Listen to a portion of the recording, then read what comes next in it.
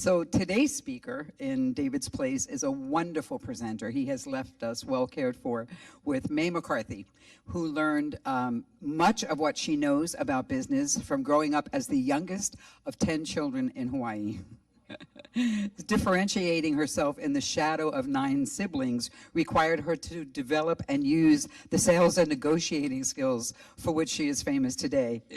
May has become the quintessential serial entrepreneur. She started at the age of 6 when she got her first lesson in food inventory shrinkage. Apparently her brothers were literally eating her profits.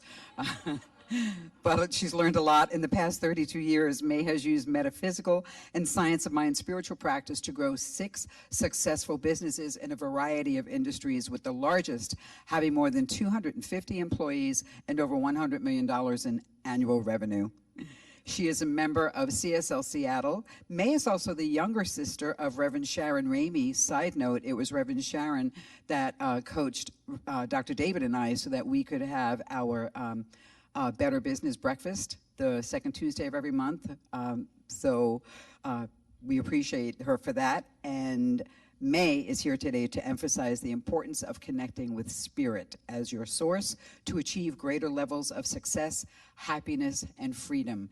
We get her for maybe 20, 25 minutes, but at 1 o'clock today, she will be giving a workshop, which she'll tell you a little more about. Please help me welcome May McCarthy.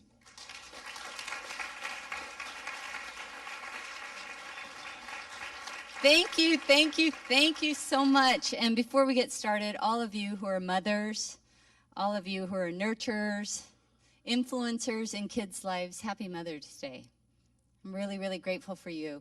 My mother, 34 years ago, who was a Seventh-day Adventist and converted to Catholicism, she was a devout Catholic, gave me my first metaphysical book called The Game of Life. I commonly refer to it as Emma Curtis Hopkins for Dummies. It's a very simple book, but it was published in 1925, and I have her and this movement to thank for my success. There's no way I could have experienced the success that I've had, and I am a student of Dr. Reverend Kathy Ann Lewis and my sister, Reverend Sharon Ramey, as well as Ernest Holmes, Emma Curtis Hopkins, and all of the wonderful and wise sages and teachers that have gone on before. About 5 years ago at our church, my Reverend Kathy Ann Lewis and Sharon asked me, you know, how are you so successful? I mean, you make hundreds of millions of dollars in business. Your employees love working for you. Your customers adore your company. You always achieve market share leader status, even competing against Fortune 20 companies. How do you do it? And I said, well, I'm just doing what you taught me. Isn't that what I'm supposed to do?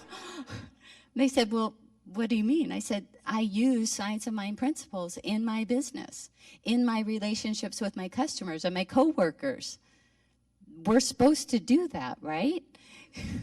They agreed that that was a good idea, but perhaps I had boiled it down to being something a little more efficient that could be applicable, and that's true. As a businesswoman, I do create how-to manuals, how-to sales manuals. I've trained thousands of salespeople that have worked for me over the last 32 years.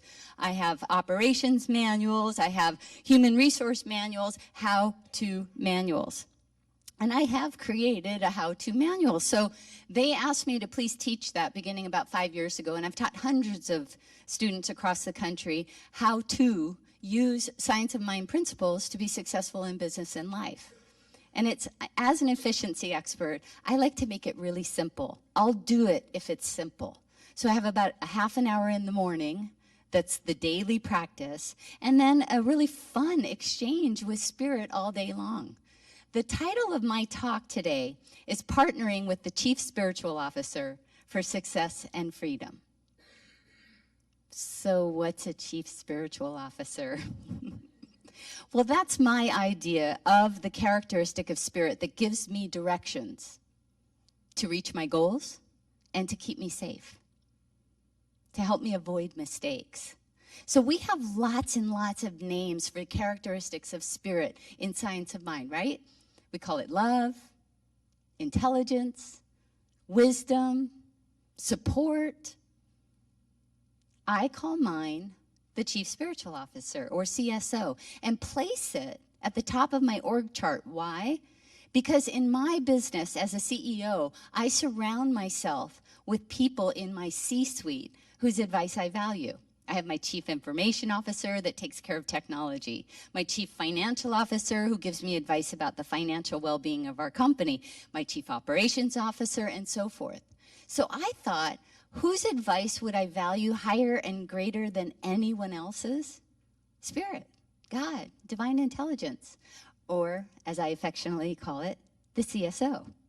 So I placed it at the top of my org chart, and you can imagine my employees are like, do we get to meet this person?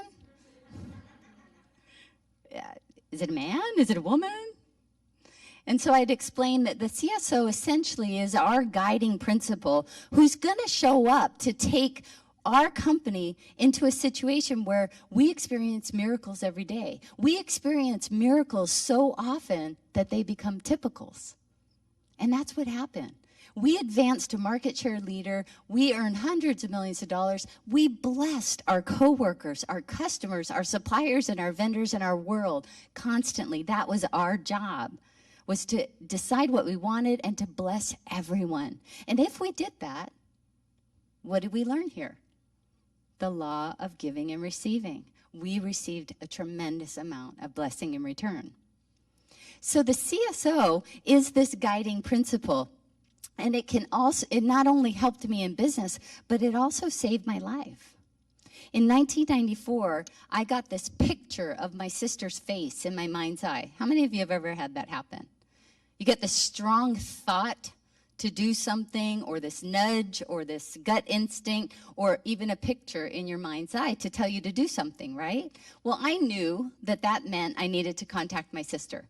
So I happened to be close to her office, and I went to her office. Oh, she was so happy to see me because she had a computer problem that I could fix.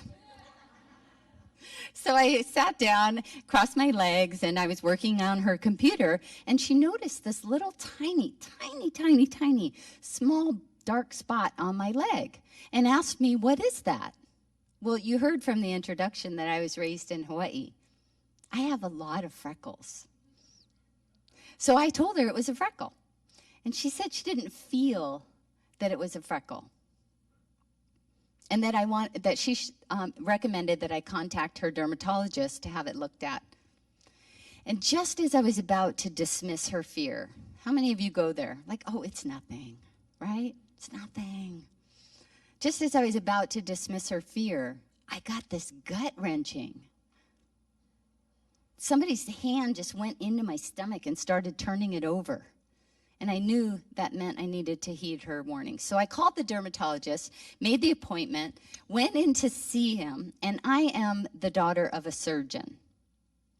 Now, the surgeons live like about an inch away from the throne of God. And I was taught to respect doctors. Doctors know more than me. They are professionals. They know their craft. So the doctor told me, it's nothing. It's too small. And as I was just about to take the doctor's advice, again, my gut wrenched. So I said, I'm so sorry, but you have to take it off. So the surgery was done. One stitch was put in. I mean, it didn't even really need one stitch. It could have healed on its own. It was that small.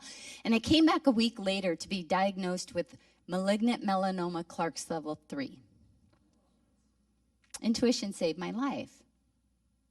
Spirit saved my life through an intelligence of spirit running through me, and I paid attention. Well, as this story is probably resonating with you because you know the power of prayer. You know the power of God. You know the power of spirit healing people. We had a great talk about the healing power of prayer in a mother's life. We are called to do that, and we do it very well for other people, don't we? We've affected health. Well, it can also, that same power, that same intelligence wants us to do well in business. And it shows up through this idea of intuition for me, and can for you as well. I called it leads. That would be intuition, signs out there, or through other bits of God's creation. It can work for you. In fact, it's helped so much in business that very famous people have said something about it. Bill Gates said, often you have to rely on intuition. And Steve Jobs agreed when he said, you have to have courage to follow your heart and intuition. And Oprah Winfrey said that she has listened to that still small voice of intuition her entire life. And the only times she's made mistakes is when she didn't listen. So if these famous people and Dr. Wayne Dyer and Thomas Edison and Albert Einstein and the list goes on say that it's so important as a success tool to listen and trust intuition so that you can take action on it, why aren't we all doing it? We're not doing it because we're not taught to. We're not taught to rely on it, and we are in a world that is so filled with data. If we can't touch it, measure it, see it, use it in a form that we understand and can analyze, then we disregard it. Albert Einstein put it perfectly when he said this. He said that the intuitive mind is a sacred gift, and the rational mind is a faithful servant. And we believe that in Science of Mind. We can use Spirit's power to affect the rational mind and essentially attract whatever we want, right? This is yes, May. Okay, all right.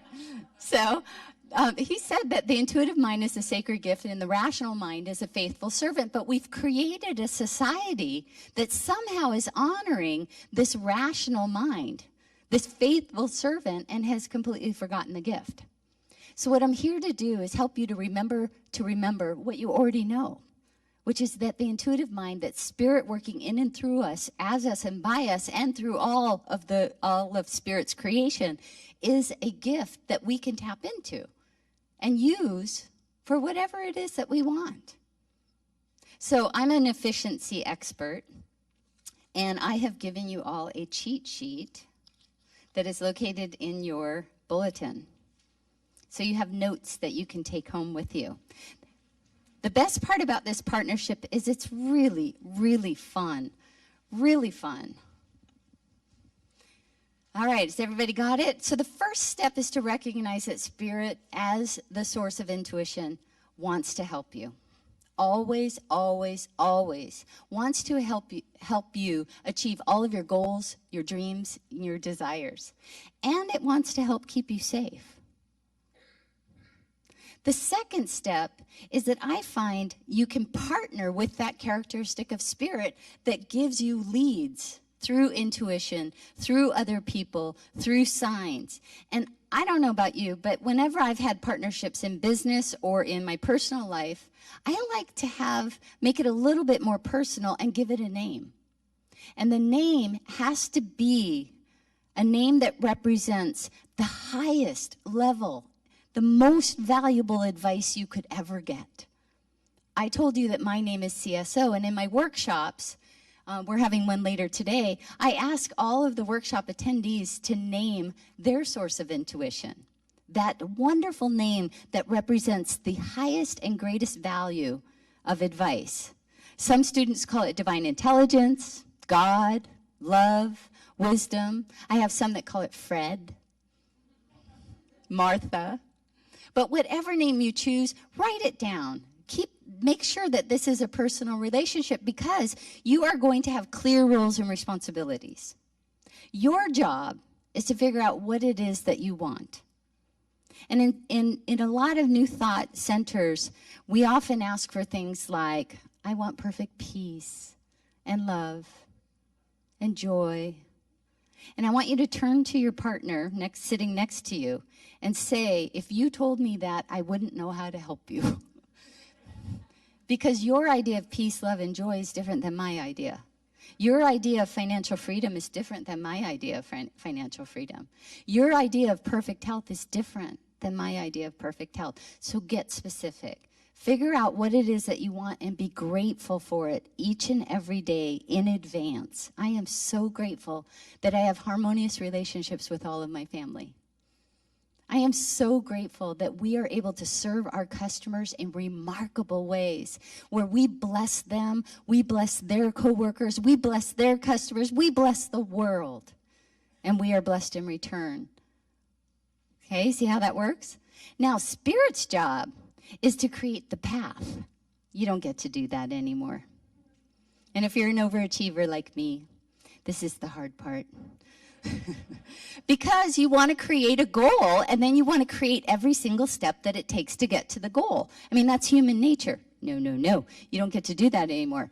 You just are grateful for what you want in advance, and know that the source of supply, the only source of supply, is responsible for giving you one lead at a time along the path that it creates to get to your good. All right? And this is really, really hard, because we'll get these intuitive leads to take one step, and our rational mind will try and talk us out of this. Let me give you an example. In my last company, one of the goals that I had for a particular period of time was to receive a minimum of $400,000 for this particular period of time. So we wanted $400,000 to come into our company at that time. So I was using my morning spiritual practice as part of the gratitude letter that I write in my morning meeting. I fly about 150 to 200,000 miles a year, domestic. That's a lot of traveling. And I've been doing this for a very, very long time, so I'm very used to it. And I know when I land at an airport, I get my rent-a-car, I drive to my hotel, I drop off my bags, and then I go to the closest grocery store within a 5-minute drive to get my water and my supplies for my stay, okay? Well, this time I was in Cleveland, and I'm sitting in my car getting ready to go to the grocery store that's 5 minutes away, and I get this really overwhelming feeling to go to a grocery store that I know that's 15 minutes away. How many of you would start talking yourself out of that? It's 9 o'clock at night. My appointment's at 8 o'clock tomorrow morning, which is really 5 o'clock in the morning Seattle time. It makes no sense to drive another 20 minutes out of my way. Some of you talk yourself out of that? Yeah, of course you would, right? Because as Albert Einstein said, our rational mind is trying to take control. But I've been doing this long enough, so I just sat there and said, I need another lead. That's something you can do. I need another lead. I got another lead by actually seeing the picture of the grocery store in my mind's eye. And I thought, well, what do I have to lose? 20 minutes, right? It's an extra 10 minutes each way. Really don't have anything to lose, so I drove. I parked the car, and as I'm walking into the grocery store, who should be walking out at exactly the same time? A potential customer I met 6 months before at a trade show who was not returning my calls. Right. So we strike up this friendly conversation, and I'm, of course, letting this person know how well our company is doing and that I'm there to see the Cleveland Clinic Foundation as one of our customers, and I'm invited during my stay to come make a presentation. Well, that led to another presentation and one more, and we received a signed contract for over $500,000. I would not have created that path. Do you see how the sages and prophets and all sorts of spiritual people wrote stories about water coming out of rocks and Red Seas parting and food falling from heaven? Because that's beyond our imagination. That's the way God works, if we let God create the path. If we let God create the path. So your job, again, be grateful for what you have. You let Spirit create the path and give you one lead at a time. You either take the step or ask for another lead. Now, the third part of this relationship is simply that. You have to meet regularly. You have to meet regularly with your CSO on a daily basis in order to develop that trust and that reliance. How many of you have a daily spiritual practice? Okay. Do you remember what life was like when you didn't? Yeah? emotional roller coaster ride. I mean, I'd have Fortune 20 companies sue our company and I'd freak out. Oh my God. Or the police would come in to arrest one of my key technical people and I thought our company was going to die without this person, right? Crises. Oh my gosh. Everything would be going great and then a crisis would show up. Then, oh my gosh, I would attack all of my family and friends saying, please pray that we get through this. Anybody have that cycle? Yeah, exactly. And it's exhausting. Well, when you have a daily spiritual practice, and as I mentioned, I'm an efficiency expert, so many of my students in the workbooks, in my workshops, ask me to create a book that actually goes through this efficiency step, and we do have some out here in the lobby.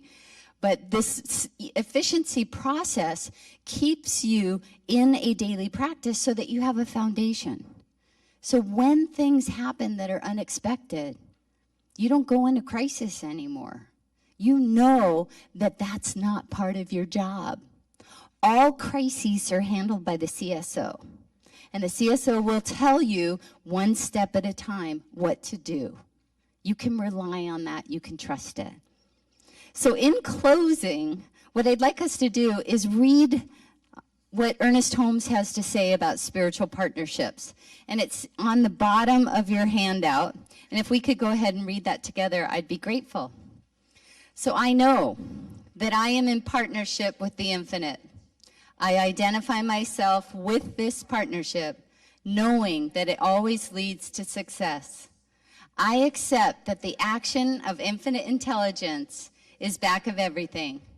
It is always manifesting itself.